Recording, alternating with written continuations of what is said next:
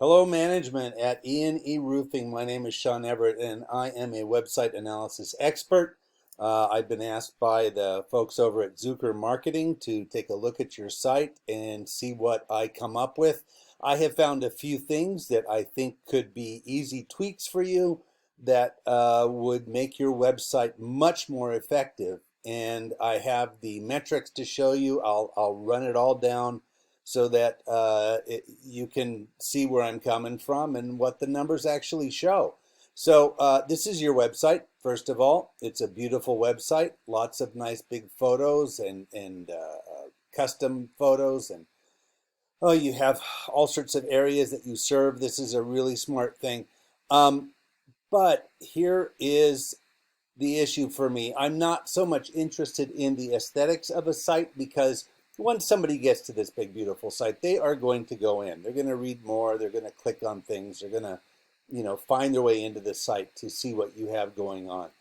But the beauty of a site does not get the people there. What gets the people there are a couple of things. Now, the first thing I look at is this paid tool that I have.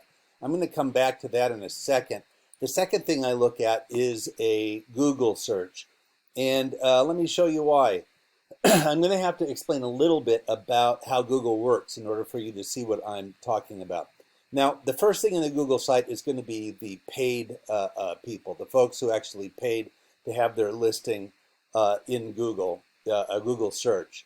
And these I mean, it's a great way to get near the top of the search, and being at the top of the search is exactly what you want. But a lot of people sort of look at these suspiciously and say, "Oh, why do they have to be? Why do they have to pay to be in a random search? If they were any good, then they would be in the body of the search." Well, this is sort of where the body of the search begins, and that is what we call the map path. This is attached to a map, obviously. That's why the name. And these folks here have done something very smart for themselves. They have gone and filled out a Google business profile. Now, a Google business profile is like a Facebook profile. It's really easy to go and fill out.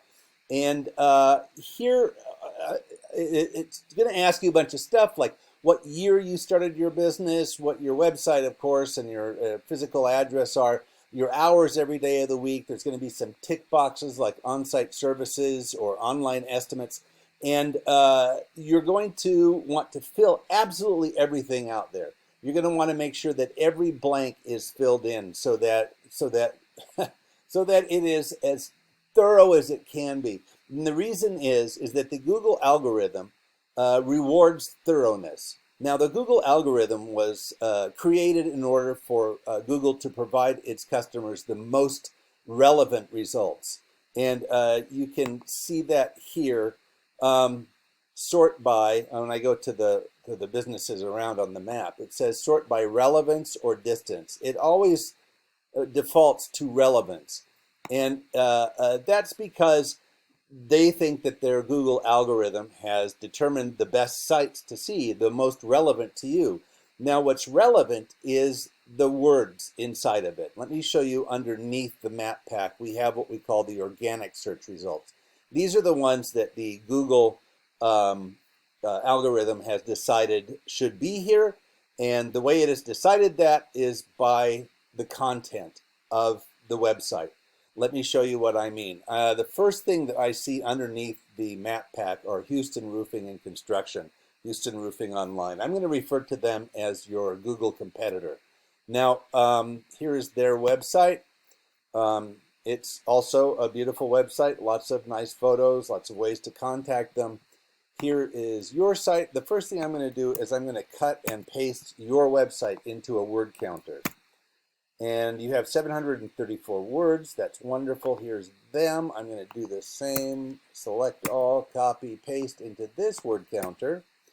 And they have 1,064 words. Now, all words are not equal. It's not like you could put the word, donut in your site 1,500 times, but Google wants you to have 1,500 words on your homepage. They consider that a minimum to consider your business a legitimate in your category, in your industry. And all the words are not equal, and I will tell you exactly what's going on with those words and what ones you want to concentrate on to put into your website. Now, I've already told you to fill in the business profile, so this is part 2. This is the keywords. Now, the keywords, these are words that the Google algorithm has determined are keywords for your industry, because it takes all of the websites that come up as a result of somebody's search, and any of the businesses that come up as a result of that. It takes all of those websites, puts them together, and then starts to count the words and see what words appear more and more and more. Those are what we call the keywords. Now, you have 117 keywords on your site. Here's what Houston Roofing Online has: 2,600.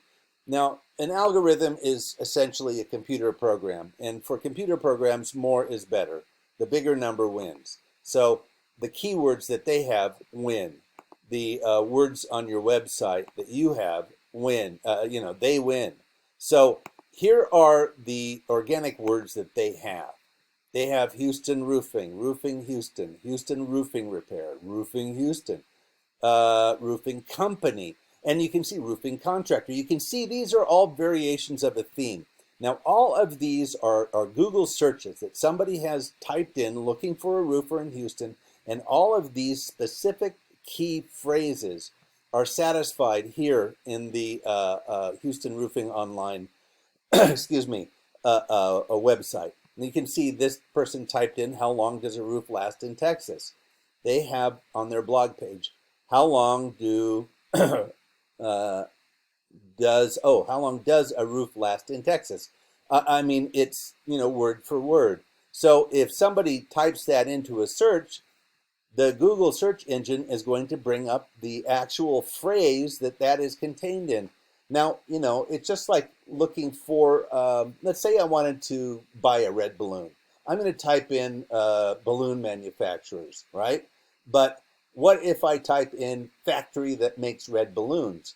To you and me, those are the same, but the words are completely different for an algorithm.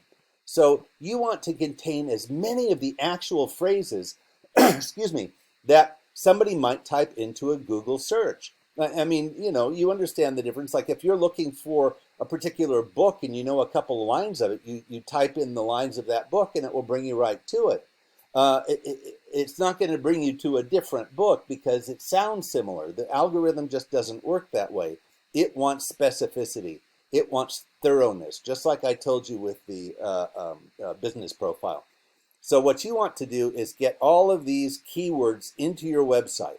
Now, this is a relatively easy task. You can sit and think of all of the words in your industry, like gutter or shingles or shake roof or TPO, whatever is in your. I mean, and I only know a little bit about your industry because I had my roof redone recently. But you can sit and brainstorm about these things and then put them in different orders. Let's see, look at that. HIP versus gable roof, composition roof. These are all the phrases that are going to appear in your competitor's website. Now, the next thing I'm going to show you to is the backlinks. This is another important figure. The backlinks are a list of all of the sites that somebody else has put you on. In other words, like if you're on Angie's List or if you're in the Yellow Pages, I'm going to assume that you have gotten, you have 191 of those. Let me show you what your competitor has. They have 1,700. Now, these two numbers together are what really determines your placement in a Google search. Here are the websites that refer back to your competitor. The Muffin Group, I have no idea what that is, but I'm hungry this morning, so I'm going to just take it as it is. Expertise.com, Super Pages, Yellow Pages. I don't see Angie's List on here, and I know that it's not here because Angie's List is rated at a 91 to a 93. Now, the Muffin Group is only rated at a 90, but you can beat them easily because they only have, what is this, like 10 sites that are within the 80s and 90s. You want to be on all the sites that are really highly rated. You don't have to be on Gingio.best. That's not necessarily a good website that people refer to a lot.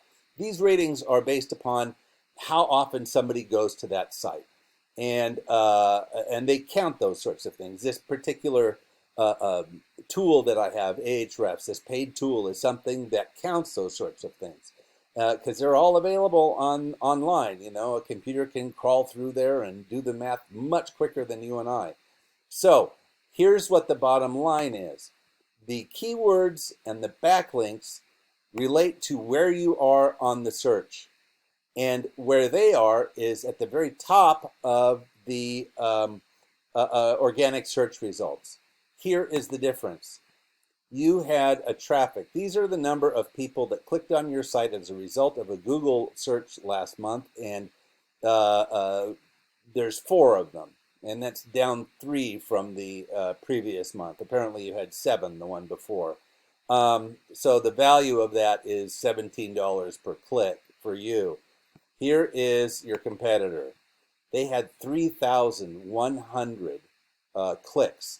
Now, you know, just by the odds, it is more likely that their number turned into requests for estimates and ultimately customers and ultimately money in their pocket based upon where they are in the search. Because you know, some guy with a Dorito in one hand and a mouse in the other is not going to go much further than where this just bump stopped. If I wait a second, it will draw more below that. But most people just go where it bump stops.